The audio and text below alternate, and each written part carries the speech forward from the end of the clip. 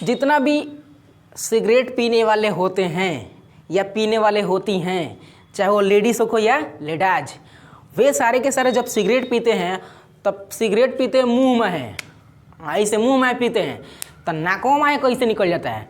सिगरेटवा को पीते हैं मुंह में तो नाकों में कैसे निकालते हैं, देखिएगा ध्यान से। क्या होता है, जो ब्रेकर का काम करता है, किसका काम करता है, ब्रेकर का, उसको हम लोग टॉन्सिल कहते हैं। क्या कहते हैं, टॉन्सिल, ठीक है ना, उसको टॉन्सिल कहते हैं। ये टॉन्सिलवा जो होता है ना, खाना को लिमिटेड मात्रा में अंदर जाने देता है। टॉन्सिल जो होता है ये खाना को लिमिटेड मात्रा में अंदर जाने देता है कि अगर ज़्यादा भोजन जा रहा है तो ये टॉन्सिल उस भोजन को रोकेगा कि रुको। तू धरती पे चाहे जहाँ भी रहेगी, तुझे तेरी खुशबू से पहचान लूँगा। अगर बंद हो जाएंगी मेरी आँखें, तुझे तेरी धड़कन से पहचान लूँगा। तो आज के इस वीडियो में हम सॉन्ग नहीं गाने वाले हैं, हम लोग पाचन तंत्र के बारे में पढ़ रहे थे, उसका आज ये छठा वीडियो है। इसके पहले हमने 5 वीडियो में बहुत सारे इन्फॉर्मेशन को, पाचन तंत्र से संबंधित सारे इन्फॉर्मेशन को दे दिया था, ठीक है ना। इसके पिछले वीडियो में हम बतैले थे आपको कि कैसे हमारे मुख गुहा यानी पाचन तंत्र में कौन कौन से अंग शामिल होते हैं, कौन कौन से पार्ट शामिल होते हैं। तो कहीं ना कहीं सबसे पहला पार्ट क्या था, मुख गुहा। मुख गुहा में 3 संरचनाएं मिल रही थी, जिसमें सबसे पहला था जीभ था, दांत था और लार ग्रंथियाँ थी। जीभ के बारे में बताया था, जीभ क्या करता है, भोजन को स्वाद बताता है, ठीक है। उसी तरह दांत क्या करता है, दांत की 4 प्रक्रिया होता है, टोटल चीज़ हमने बताया था। दांत का क्षरण कैसे होता है, ठीक है ना, और दांत का फंक्शन क्या होता है। दांत किसी भी भोजन को तोड़ने फोड़ने काटने का काम करता है। उसी तरह अगर बात करें लार ग्रंथि की, तो लार ग्रंथि जो होती है हमारे मुख से निकलती है, जो भोजन को मुलायम बनाती है, चिपचिपा बनाती है, जिससे भोजन निकलने में आसानी होता है, ठीक है ना। इसके बाद हम लोग पढ़ने वाले अगला पार्ट, जो पाचन तंत्र का जो अगला पार्ट है, ठीक है ना, इसके बाद उस पार्ट को हम लोग पढ़ने वाले हैं, तो बने रहिएगा हमारे साथ। दूसरा उसका पार्ट होता है ग्रास्नल यानी फेरिंग्स। कहीं ना कहीं मुख द्वार में, मुख गुहा में जो भोजन सन जाता है तो उसका आगे की ओर भेजना जरूरी होता है, ठीक है ना। तो मान लीजिए हमने किसी भोजन को चबाया, खूब खाया, खाने के बाद उसको मुख गुहा में ही रखेंगे, ठीक है। तो उस खानवा को आगे भेजने के लिए कोई ना कोई जगह होना चाहिए ना जी, कोई ना कोई फंक्शन होना चाहिए। तो वो काम करता है जीभ। जीभ क्या करता है कि जब भोजन उससे पूरा लार से सना जाता है, एकदम अच्छा से फिटा जाता है लार उसमें, तो जीभ के ऊपर रहता है, जीभिया को अंदर क्या करते हैं हम लोग, खींचते हैं, ऐसे खींचते हैं। तो कहीं ना कहीं भोजन जब जीभ के ऊपर रहता है तो सड़क दे अंदर चला जाता है, परंतु जीभिया का जस्ट ऊपर ना एगो एथी रहता है, गुटिका रहता है। सपोज डेट ये जीभ है, इसके ऊपर ना एक गुटिका होता है जो ब्रेकर का काम करता है। किसका काम करता है, ब्रेकर का।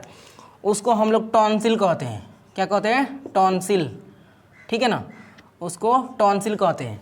ये टॉन्सिलवा जो होता है ना, खाना को लिमिटेड मात्रा में अंदर जाने देता है।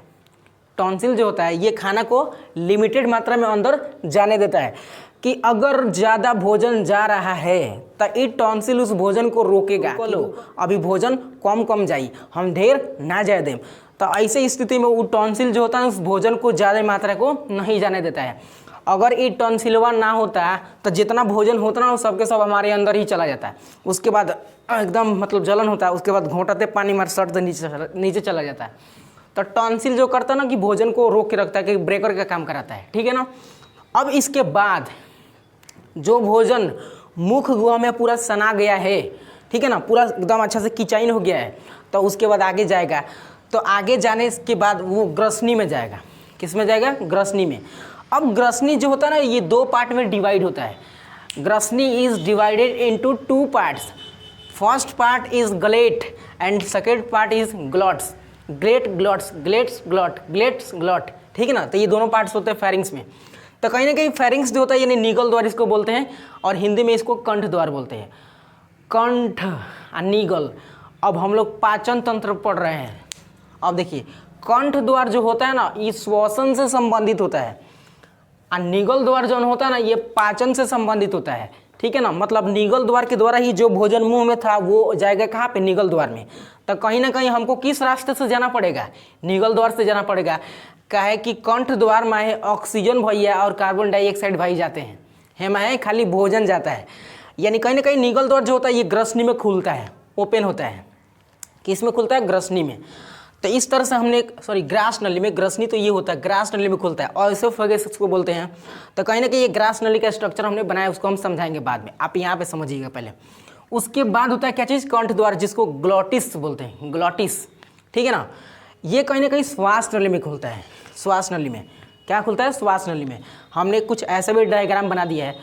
अब ध्यान से देखिए कि श्वास नली एक तरह का पाइप है, उस पाइपवा के साइड में ना एक ठेपी होता है। क्या होता है, ठेपी, जो श्वास नली के ऊपर एक कवरिंग कर देता है। जैसे मान लीजिए ये दिख रहा है, ये वाला, इसके ऊपर ये श्वास नली, ये मान लीजिए लंबा एक तरह से, इसके नीचे ये वाला, या मान लीजिए ये छिद्र है इसके अंदर, तो ये हो गया क्या चीज़, आपका श्वास नली। इसके ऊपर ना एक ठेपी होता है, उस ठेपिया का नाम क्या चीज़ है, एपिग्लॉटिक्स। उस ठेपी का नाम है एपिग्लॉटिक्स। श्वास नली के ऊपर पाई जाने वाली ठेपी को एपिग्लॉटिक्स कहते हैं। एपिग्लॉटिक्स जब भोजन आगे स्थानांतरित होता है निगल द्वार से होकर, तब भोजनवा इस ठेपिया के ऊपर आके बैठ जाता है, जिस वजह से ये ढक जाता है, बंद हो जाता है। एपिग्लॉटिक्स श्वास नली को बंद कर देता है, जिस वजह से भोजन श्वास नली से नहीं जा पाता है। किधर जाता है, ग्रास नली से जाता है, यानी निगल द्वार से होकर ग्रास नली में जाता है।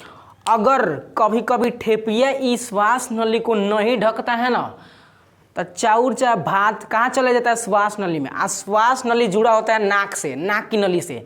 श्वास नली नाक की नली से जुड़ा होता है, तो चाउर जब नाक की नली में जाता है तो नाक के द्वारा फेंक देता है बाहरी, ठीक है ना। उसके बाद से चिल्लाना स्टार्ट, नाक में जलन स्टार्ट हो जाता है, ठीक है ना। तो कहीं ना कहीं एपिग्लॉटिक्स हमारे श्वास नली के ऊपर रहना जरूरी है। अगर एपिग्लॉटिक्स ना होता तो कुछ भोजन हमारे पेट में जाता है, कुछ भोजन हमारे आगे, जो हमारे आगे बैठता है, ठीक है ना। तो इसलिए हम एपिग्लॉटिक्स का भी होना जरूरी है। एपिग्लॉटिक्स को कंट्रोल दिमाग करता है। कौन करता है, दिमाग। एपिग्लॉटिक्स को कंट्रोल कौन करता है, दिमाग। जब किसी दूसरे बात में बिजी रहते हैं और खा रहे होते हैं, तो वैसे स्थिति में दिमाग जिससे बात करते हैं या जहाँ बिजी रहते हैं, दिमाग उस ईयर भटक जाता है। तो दिमाग सिग्नल एपिग्लॉटिक्स के पास नहीं भेजता है, जिस वजह से एपिग्लॉटिक्स कंफ्यूज हो जाता है कि हम किधर गिरे, श्वास नली में गिरे कि ग्रास नली में गिरे, कि श्वास नली को बंद करे कि छोड़ दे, ठीक है ना। क्योंकि दिमाग उस समय उसको क्या करता है, सिग्नल नहीं देता कि ठेपिया जल्दी बंद कर। तो ठेपिया जब नहीं बंद करता है ना, तो ठेपिया ऐसा ही खड़ा रह जाता है। देखिए कहीं ना कहीं हमने एक ठेपी बनाया यहाँ पे, तो ये छोटा चुकी है, देख रहे हैं एपिग्लॉटिक्स, ये श्वास नली के ऊपर ढका हुआ है ये वाला। तो ये ठेपिया जब बंद नहीं होता है ना, तो जब इधर से चावल के दाने आते हैं ग्रास नली से, तो ये इसमें एंट्री मार देता है, और इसमें से आएगा कहाँ, फेफड़ा में। उसके बाद बहुत तेज़ क्या होता है, सरक जाता है, ठीक है ना। उसके बाद और ही बात करते हैं, जितना भी सिगरेट पीने वाले होते हैं या पीने वाले होती हैं, चाहे वो लेडीज हो या लेडाज, वे सारे के सारे जब सिगरेट पीते हैं, तब सिगरेट पीते मुंह में है, ऐसे मुंह में पीते हैं, तो नाकों में कैसे निकल जाता है। सिगरेटवा को पीते हैं मुंह में, तो नाकों में कैसे निकालते हैं, देखिएगा ध्यान से। उसमें यही एपिग्लॉटिक्स उस धुओं को बाहर निकालने में काम करता है। सिगरेट पीने वाले ध्यान से सुन लो कि कैसे आप धुआं निकालते हैं, उसका हमने पोल खोल दिया है। तो कहीं ना कहीं जब सिगरेट पीते मुंह से ना खींचते हैं, जैसे भी खींचते हो लोग, तो खींच लिए जोर से। अब धुआं जितना होगा सिगरेट का मुंह में भर जाएगा। अब कहीं ना कहीं मुंह तो खोलना नहीं है, नाक में निकालना है। देखिए ग्रास नली से हमने धुआं को ले लिया, हमने नहीं, जो स्मोकर लोग होते हैं उन्होंने ग्रास नली के द्वारा धुआं को ले लिया, तो ये आएगा इस वाले भाग में, यानी ग्रास नली में आएगा कहीं ना कहीं छोटा सा। उसके बाद ये कहाँ से जाएगा, देखिए ध्यान से, ये यहाँ देखिए, जब ये ग्रास नली में आएगा ना, तो फाइनली यहाँ से एक छोटा सा छिद्र होता है जो श्वास नली के ऊपर ठेपिया ढक के रखता है। इस ठेपिया के अंदर से ये प्रवेश करता है किस में, श्वास नली में। कहीं ना कहीं श्वास नली हमारे नसिका छिद्र से जुड़ा होता है, तो यही श्वास नली यानी एपिग्लॉटिक्स से होते धुआं सीधे श्वास नली में निकलता है, और श्वास नली से निकलता है नाक की नली से। आई होप आप समझ गए होंगे। तो ये जितने भी स्मोकर धुआं निकालते हैं ना, धुआं वो सब इसी माध्यम से निकालते हैं, खींच के सीधे फट निकालते हैं। तो इस तरह से निकालते हैं। अब बताइए, तो भोजन जो होगा ये ग्रास नली के किस द्वार में जाएगा, निगल द्वार में जाएगा कि कंठ द्वार में जाएगा।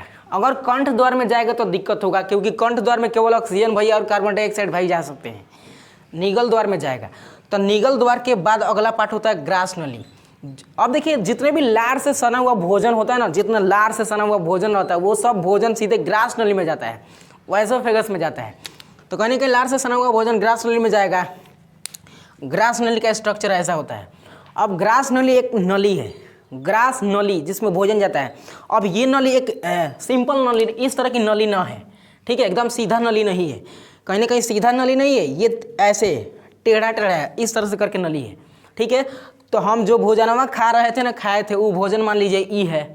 तो ई भोजन जब मान लीजिए अब ऐसे टेढ़ा रहता, तो टेढ़ा रहता, अगर मान लीजिए सीधा रहता है, ऐसे एकदम सीधा रहता है, तो कहीं ना कहीं पानी पी तो खटर खटर खटर चल जाता है कि और पेट में, तब पेट में बचता है, ठीक है ना। भोजन गिराते तो सीधे गिर जाता है, ठीक है ना, तो कुछ नहीं हो पाता। परंतु ये तो टेढ़ा है ना, तो टेढ़ा होने के बाद ये कैसे अंदर इसमें भोजन जाता होगा।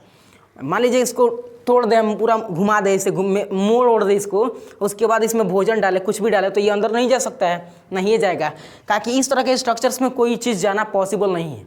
इसमें हाथ थोड़े लगा के इसे भेजेंगे कि जो भोजन जो आगे जो पेट में जो नहीं भेज सकते हैं। तो कहीं ना कहीं इस भोजन को भेजने के लिए कुछ प्रक्रियाएं इसमें होती है। अब देखिए, अगर हम नाक बंद कर देना तो हम मुंह के द्वारा भी सांस ले सकते हैं, ले सकते हैं कि नहीं, ले सकते हैं। काहे कि मुंह के द्वारा जब सांस लेंगे ना, तो एपिग्लॉटिक्स के माध्यम से ये ऑक्सीजन हमारे फेफड़े में चले जा सकते हैं, जा सकता है। तो जब मुंह के द्वारा सांस लेते हैं ना, तो जो ग्रास नली होता है, इस ग्रास नली में संकुचन और शिथिलन होता है, मतलब फैलाव और सिकुड़ा होता है। ये एक नली है, कचाड़ा का नली नहीं है।